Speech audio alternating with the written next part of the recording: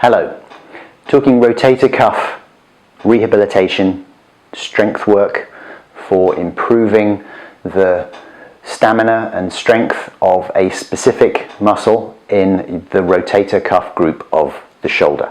So the rotator cuff are four muscles that provide stabilization for it's not a ball and socket joint, but bear with me here, the top of your humerus, so essentially the ball of the top of the humerus bone that sits into the very open socket of the shoulder, which is made up of the collarbone and the tip of the shoulder blade and the muscles that surround it. And these rotator cuff muscles, the infraspinatus muscle, the teres minor muscle, the supraspinatus muscle, and the subscapularis muscle, all have tendons that either wrap around the back or underneath the shoulder itself, or across the top of the shoulder in the case of supraspinatus, to provide a stable cuff around the top of that head of the humerus. Unlike any other joint in the body, the humerus is being pulled out of its socket all the time by gravity.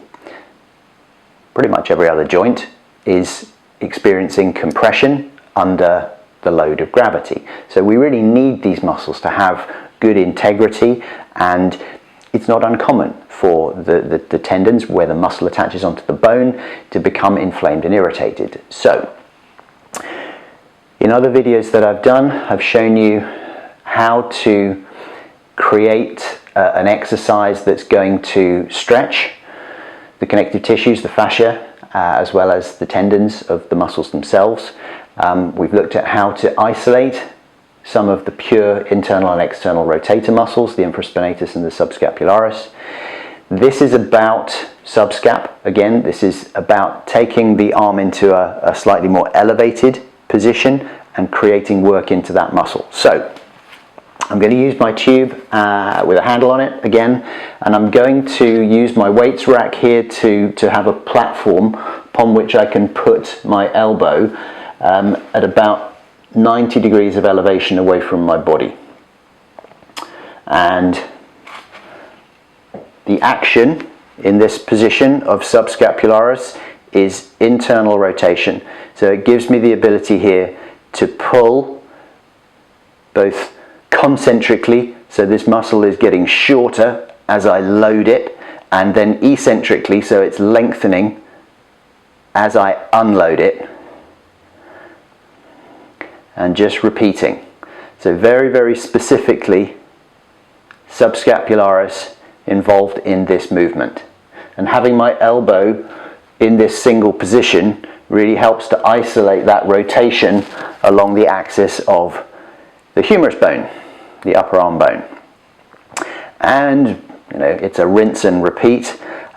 It's a little uncomfortable for me, but it's not painful. I'm just feeling the load working through this muscle as I go through those repetitions. I'm trying to keep my shoulder blade packed down. I'm not elevating my shoulder into my ear. I'm trying to avoid that.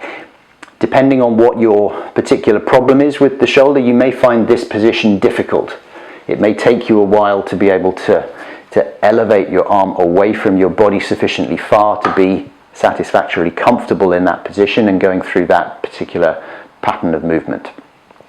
If it is difficult, it's probably due to a sort of impingement of one of the other rotator cuff muscles, the supraspinatus muscle, as it comes across the top of the shoulder. That may need addressing before you can get to this particular exercise. Give it a try. Give this exercise a whirl. Please comment down below. Subscribe to the channel. Ring the bell so you don't miss any future videos, and I will see you next time.